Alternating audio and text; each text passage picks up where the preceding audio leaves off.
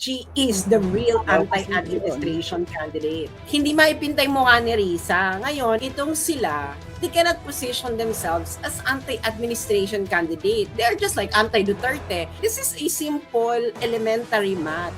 If you are the anti-administration, then you are pro-administration. Wala na silang kawalan. This is the problem with the thought leaders of the campaign. Masyado silang gutom. But no, the message is to us, to the Filipino people, na number one, he's still fighting. And to the last ounce of whatever he has left, he is fighting for this particular issue. He's fighting for the grave wrong that has been done to him, but not just to him as representative of those of us who feel strongly against this administration that has lost its legitimacy due to its grave abuses on the people. He himself, his voice, his letter, his signature had been able to hurdle all of the bars the ICC has put into him. It's as though he broke out of jail just to tell us that fight pa rin. But is implied here, fight for me.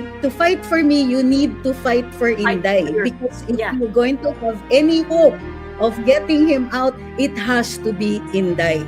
Grabe.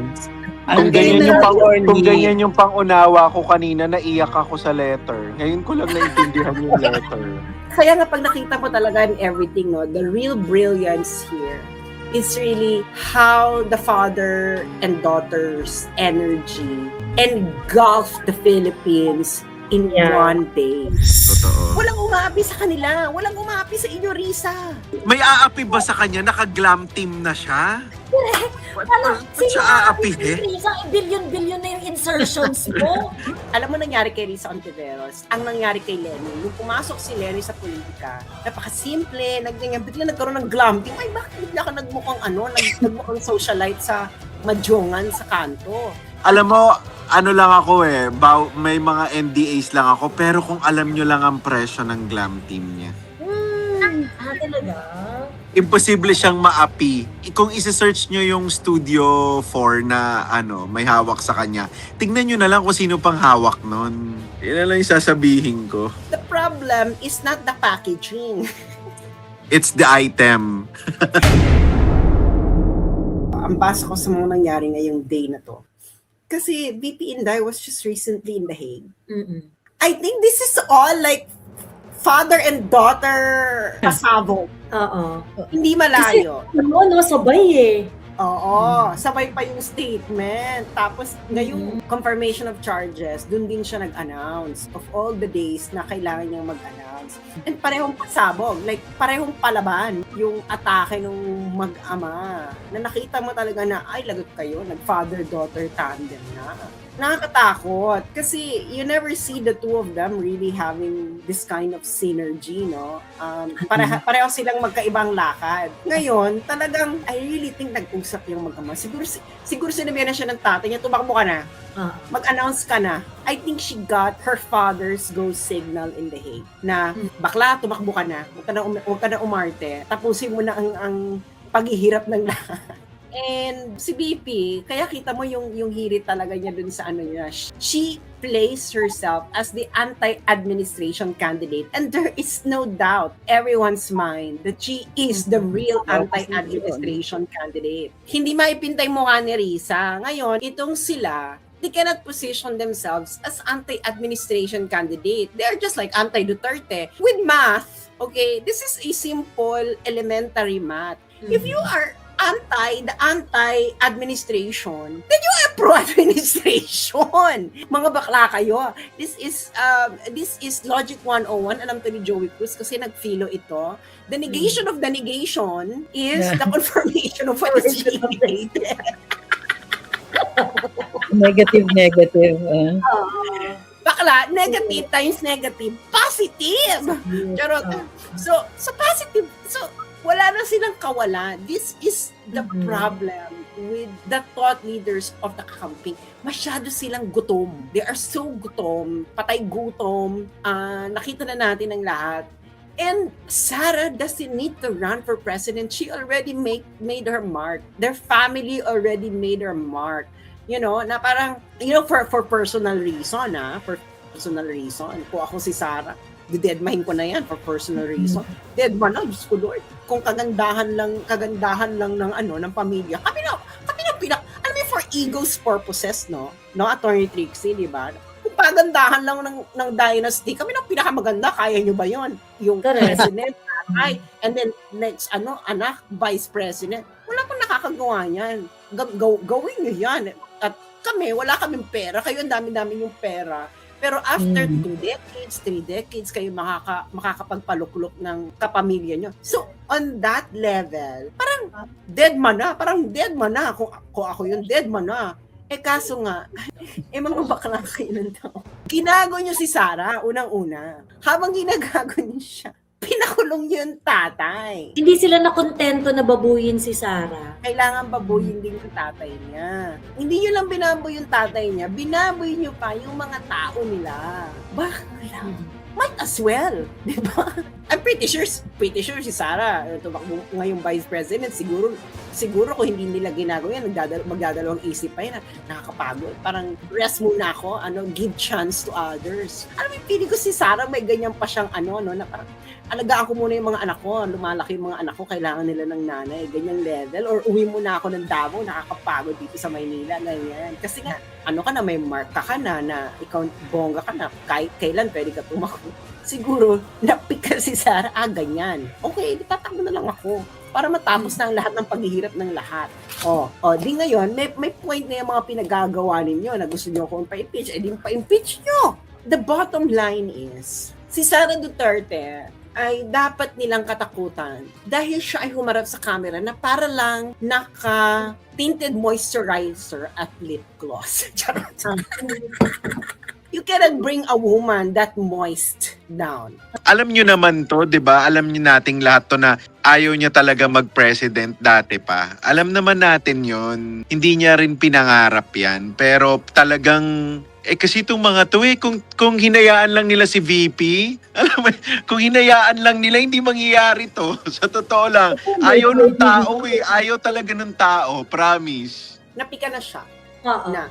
I think nakita niya na yung numbers. Nakita na rin niya yung difficulty sa House of Representatives of getting the numbers. Di ba sabi ko nga sa inyo, lahat ng politician, meron niyang private surveys. Ito yung hindi for propaganda purposes, pero talagang parang, alam mo yun, the reality check. Ganyan. Kailangan mo na seryosong survey kasi pag wala kang seryosong survey, bakla, magsasayang ka ng pera. You need a real survey na hindi for propaganda purposes. So feeling ko, lahat ng politiko gumawa na, nakita na nila ang totoong survey.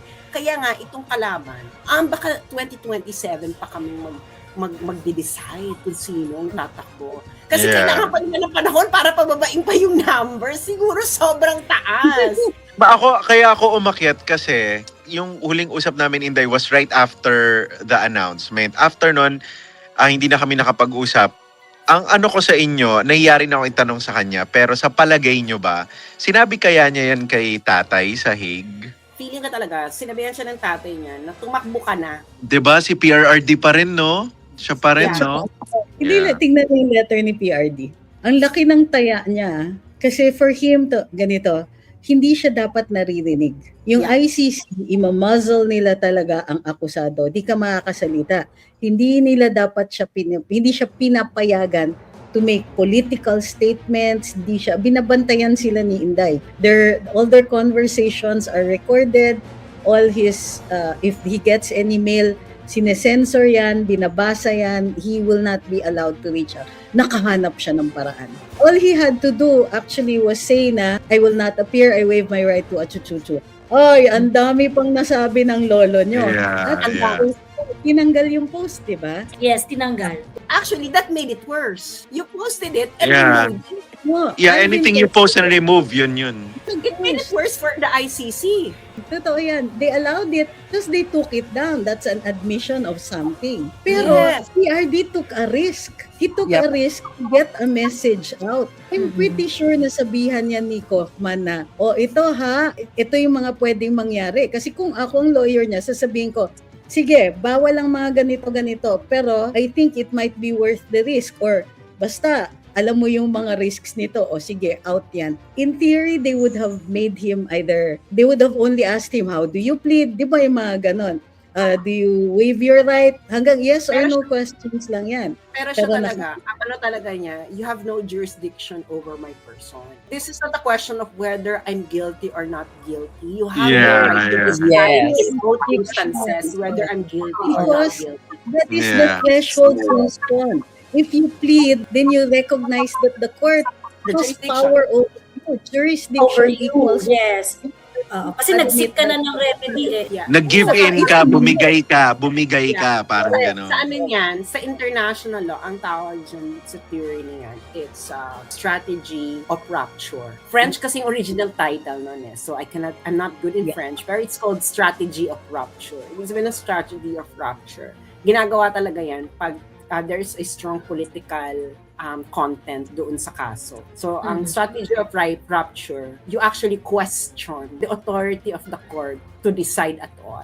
Ginagamit yan in all legal cases. Talaga. Because the threshold question is, do you have the power to do this to me? Do you have the power to hold me? Do you have the power over my life or death? Do you have the power to determine these questions of law?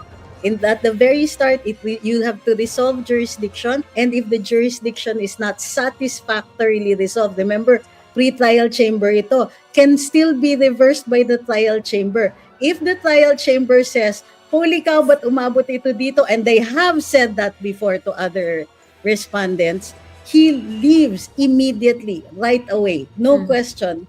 And they actually can acknowledge a damage exactly. on that person. So PRD comes home, rat yung, I can't wait to see the day. Ano talaga to, matinding bakbakan. Kasi talagang, ang ano talaga niya is, you have no authority over me. You have no power over my person. Yeah. So bakit ako a-attend dyan at i-confirm yung judgment? So, Okay. ibig sabihin, i-resolve nyo muna yan. I-resolve nyo muna yung issue kung meron kayong eksena ng buhay. So Plus, it's not only a message to the ICC. Given yan, because he could have sent, Kaufman could have made that plea before the court by himself as representative of PRD. But no, the message is to us, to the Filipino people, na number one, he's still fighting. And to the last ounce of whatever he has left, he is fighting for this particular issue. He's fighting for the wrong, the grave wrong that has been done to him, but not just to him as representative of those of us who feel strongly against this administration that has lost its legitimacy due to its grave abuses on the people. He himself, his voice, his letter, his signature had been able to hurdle all of the bars the ICC has put into him. It's as though he broke out of jail just to tell us that fight pa rin. But is implied here, fight for me, because you need to fight for me, you need to fight for Inday. Because if you're going to have any hope of getting him out, it has to be Inday. Grabe. Ang Kung ganyan yung pangunawa ko kanina, naiyak ako sa letter. Ngayon ko lang naintindihan yung letter. Kaya ikaw, Daryl, meron ka ng bagong pelikulang gagawin sa susunod na buhay mo. Pero kaya nga pag nakita mo talaga in everything, no, the real brilliance here is really how the father and daughter's energy engulfed the Philippines in one day. And second, nagmukha talagang wala na talaga silang kwenta. Nawalan talaga sila ng saysay, yung mga kalaban. Kasi they don't have this powerful narrative. Their narrative is mga biktima ng mga adik. Pinagtatanggol nila yung mga adik. Oo. Ang narrative is si Kian Kawawa. Pinagtatanggol ng paring mahilig manood ng kantot gaming. Oo. Kita mo Daryl, ikaw director ka, pag titingnan mo yung narrative, yung isang narrative, nilalabanan Banyaga, itong isa nilalabanan presidente ng Pilipinas. Wala talaga. Diba? Walang narrative appeal. Wala talaga. Super. I mean, yung kino-compare nyo yung narratives na yan, pero we have to give it to them. Hindi sila tumitigil mag-isip ng bagong narrative every day. Tinatry nilang makatisod ng bago. Like kung ano-ano mga iniimbento nila na sobrang... Wala umaapi sa kanila. Wala ano. umaapi sa kanila eh. Oo. Yeah, exactly. Naniniwala kasi sila sa kasabihan na the more entries you send, the more chances. The more chances of winning. Pero yun ang pagkakamali nila, hindi na sila ang inaapi ng mga Marcoses. Totoo. Totoo. Walang umaapi sa kanila. Walang umaapi sa inyo, Risa. May aapi ba sa kanya? Naka-glam team na siya? Ano, Ba't siya aapi eh? Isang billion-billion na yung insertions mo. Diba? Opposition Actually, ka. kasama na siya sa nang-aapi. Pinayagan ka magkaroon ng insertions na billion-billion. Meron bang opposition na gano'n? Mga aapi, may glam team? Paano siya magiging si Judy Ann kung naka-Chanel siya all over? Alam mo nangyari kay Risa Ontiveros? Ang nangyari kay Lenny, nung pumasok si Lenny sa politika, napaka-simple, bigla nagkaroon ng glam team. Ay, bakit bigla ka nagmukhang nagmukhang socialite sa Madjongan sa kanto? Tapos si Risa, ganun din. Kasi si Risa na pumasok, aminin mo, Trixie, nakakasama mo yan noon sa rally, nakakasama mo yun sa civil society ng mga panahon ng gano'n. Hindi ganyan ang mga hindi ganyan ang eksena ni Risa Ontiveros. Hindi ganyan ang ano talaga siya, relatable. Makikita mo talaga. Nasa na yung alampay? Nasa na ang alampay niya? Yung mukha siyang Oh. nagtitinda ng tinapa na ganung level na Ganon. Manang. Yung mukha talaga siyang manang. Ganyan yung mukha talaga siyang manang Oo, Risa. talagang amoy hard work. Di ba? Pero ngayon talaga, si bakla, Amoy hard. Amoy hard na lang siya. Amoy trying hard. Si bakla, amoy clinic. Amoy clinic ka Manila. Alam mo, lang ako may mga NDAs lang ako, pero kung alam nyo lang ang presyo ng glam team niya. Talaga? Imposible siyang maapi. Kung isa-search nyo yung Studio 4 na may hawak sa kanya, tignan nyo na lang kung sino pang hawak nun. Yan na lang yung sasabihin ko. Wala masasabi ko, Daryl. The problem is not the packaging. It's the item. Speaking of packaging, for the last weeks, for the last months, nakita nyo ang impeachment, ang talagang props nila, talagang kilo-kilong, isang ektaryong puno ang tinumba nila, di ba? Para may props sila, talagang kilo-kilong thesis ang tinanggal nila sa pagkaka-bookbind para lang mapagpatong-patong. Tignan mo yung press con kanina ni Inday. Philippine flag lang. True. No? Tatangin to mga to, hindi pa rin nila nagigets no? Hindi pa rin nila nagigets na wala sa props no? Hindi ko to naiintindihan. Hindi ko magets ba't hindi nila naiintindihan na tapos na yung panahon na ganyan. Putang ina, may mga patroli-troli pa ng tonel-toneladang papel. Mga gago talaga no? Hindi nila naiintindihan Si Inday, grabe. Tawag dito, Philippine flag lang. 'Di ba? I mean, that's power That's power. It's really power.